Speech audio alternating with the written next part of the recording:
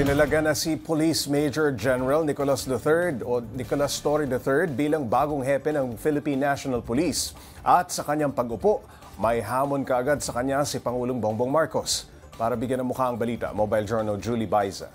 Hamon ko sa iyo, panatilihin mong malinis at marangal ang hanay ng ating mga kapulisan.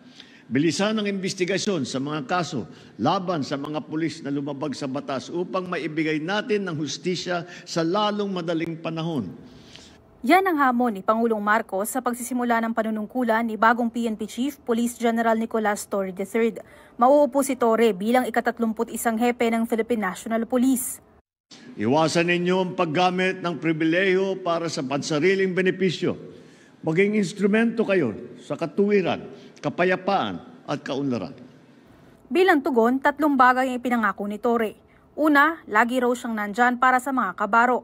Mabibigyan din daw ng reward ang mga magtatrabaho ng mabuti at tutulong sa paghuli at pagpaparesto ng mga kriminal.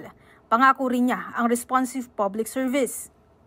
We will institutionalize a 3-minute emergency response time in major urban centers, and this had been done already during my term in Quezon City in the 3-minute response time project.